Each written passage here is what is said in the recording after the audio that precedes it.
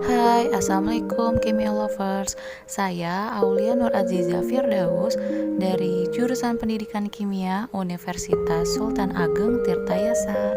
Di sini saya akan menjelaskan tentang kesetimbangan fasa. Dalam kesetimbangan fasa terdapat 3 topik materi atau submateri loh, yaitu yang pertama ada penghantar kesetimbangan fasa, yang kedua ada ciri-ciri kesetimbangan fasa, dan yang terakhir ada persamaan Clausius-Clapeyron. Sebelum kita masuk pada penghantar kesetimbangan fasanya atau pada inti materinya, kalian tahu tidak perbedaan antara kesetimbangan kimia dengan kesetimbangan fasa?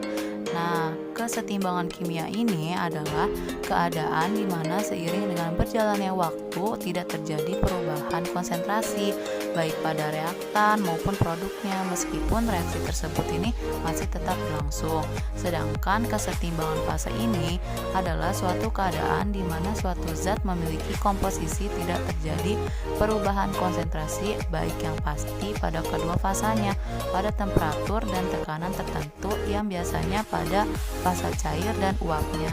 Pada temperatur dan tekanan ini merupakan faktor yang menentukan kesetimbangan dua fasa. Jadi jika satu fasa atau dua fasa ini mencapai titik kesetimbangannya akan dipengaruhi oleh tekanan dan temperatur. Nah, materi pertama yaitu penghantar kesetimbangan fasa. Sistem adalah kumpulan dari berbagai komposisi komponen, di mana komponen penyusun ini sama tetapi komposisinya berbeda. Selanjutnya ada fasa. Nah, fasa ini adalah bagian dari sistem yang bersifat homogen sehingga memiliki karakteristik fisika dan kimia yang seragam tetapi terpisah dari bagian sistem lain oleh suatu bidang batas. Fasa ini diidentifikasikan dengan wujud atau keadaan suatu materi, misalnya es yang berwujud padat dan air yang berwujud cair. Konsep ini tidak benar karena sistem padatan dan sistem cairan dapat terdiri dari beberapa fasa. Selanjutnya yaitu komponen. Jumlah komponen suatu sistem dinyatakan sebagai jumlah minimum spesifik kimia yang membentuk sistem yang dapat menentukan susunan setiap fasa dari sistem. Contohnya itu ada senyawa H2O gas menjadi H2O liquid. Dari komponen ini dapat dilihat jumlah senyawa yang terlibat. Nah, di sini hanya terdapat satu senyawa yaitu H2O. Jadi hanya ada satu komponen yang ada pada contoh. Selanjutnya yaitu derajat kebebasan. Dari suatu sistem kesetimbangan merupakan variabel intensif independen yang diperlukan untuk menyatakan keadaan sistem tersebut. Untuk menentukan derajat kebebasan dibutuhkan aturan fasa. Aturan fasa mengikuti persamaan yang dikenal sebagai aturan fasa Gibbs. Lalu persamaannya yaitu F sama dengan C dikurang P ditambah 2. F ini adalah derajat kebebasan, C adalah komponen, P adalah jumlah fasa yang ada pada saat kesetimbangan, dan plus 2 ini adalah jika derajat kebebasannya tidak diketahui satupun. Selanjutnya yaitu syarat-syarat kesetimbangan fasa. Yang pertama, sistem memiliki lebih dari satu fasa meskipun materinya sama. Contohnya seperti pada gambar di samping, yaitu terdapat air danau dan kabut. Nah, pada gambar tersebut ini memiliki dua fasa, yaitu air yang berfasa gas dan air yang berfasa cair. Air berfasa gas ini yaitu terdapat pada kabutnya, dan air berfasa cair ini terdapat pada air danaunya. Syarat yang kedua yaitu terjadi perpindahan reversibel spesies kimia dari satu fasa ke fasa yang lain. Reversibel ini adalah perpindahan bolak-balik. Contohnya sama seperti pada syarat pertama, yaitu pada air danau dan kabut. Nah, bisa saja kabut ini mengembun menjadi air ataupun air menguap menjadi kabut. Jadi, dari contoh ini terdapat reversible. Selanjutnya, syarat yang ketiga yaitu seluruh bagian sistem memiliki temperatur dan tekanan yang sama. Jadi, pada saat terjadi kabut dan air danau pada pagi hari, temperaturnya ini sama antara kabut dengan air danau. Tidak ada temperatur yang berbeda dengan tekanannya. Selanjutnya, fasa dapat didefinisikan sebagai setiap bagian sistem yang homogen dan dipisahkan oleh batas yang jelas, lalu sifat fisik dan kimianya berbeda, dan dapat dipisahkan secara mekanik dari bagian lain sistem tersebut.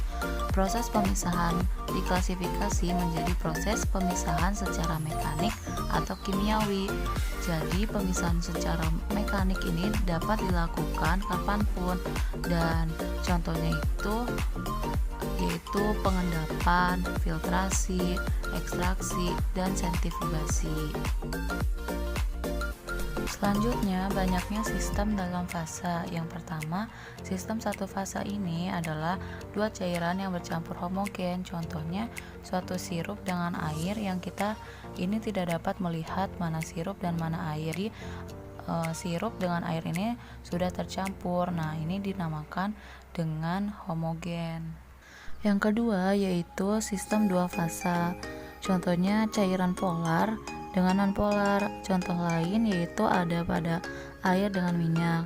Air dan minyak ini memiliki dua fasa yaitu cair-cair. Yang ketiga yaitu sistem tiga fasa, terdapat es, uap, dan air. Contohnya CaCO3 solid menjadi CO2 gas ditambah CaO solid. Nah, dalam hal ini terdapat tiga zat yang berbeda secara kimiawi, yaitu CaCO3 solid, CO2 gas, dan CaO solid. Tetapi sistem ini berada dalam kesetimbangan sehingga jumlah komponen menjadi dua.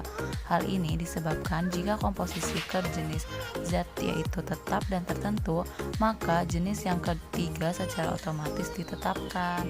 Selanjutnya, aturan fasa satu komponen.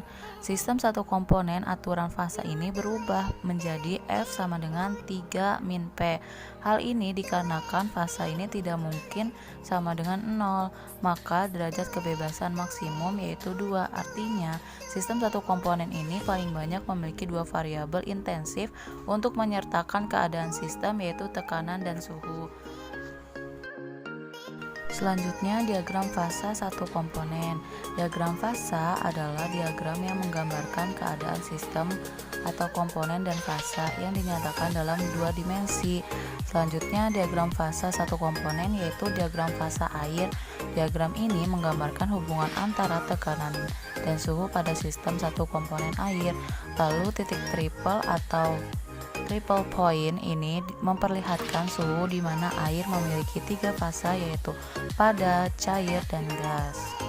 Selanjutnya, aturan dua fasa komponen yaitu sistem dua komponen dapat berupa campuran fasa cair-cair, padat cair, dan lain-lain. Lalu, diagram fasa untuk sistem dua komponen ini digambarkan sebagai fungsi komponen terhadap tekanan atau temperaturnya.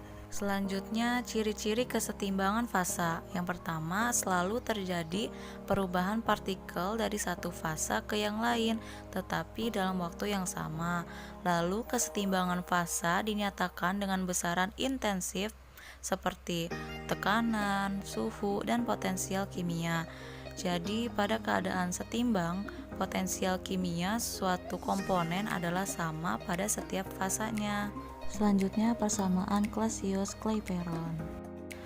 Persamaan Clapeyron.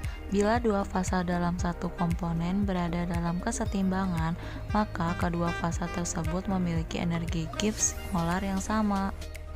Persamaan Clausius-Clapeyron. Persamaan ini menggambarkan fasa transisi antara dua fasa materi yang memiliki komposisi yang sama. Misalnya, kenaikan tekanan uap yang lebih cepat daripada suhunya. Selanjutnya, kegunaan persamaan Clapeyron, yaitu digunakan untuk menentukan entalpi penguapan, sublimasi, ukuran maupun transisi antara dua padat. Selanjutnya, kegunaan persamaan Clausius-Clapeyron, yaitu digunakan untuk memperkirakan tekanan uap sebagai fungsi dari suhu atau untuk menemukan panas dari fase transisi dan tekanan uap pada dua suhu. Sekian yang dapat saya sampaikan.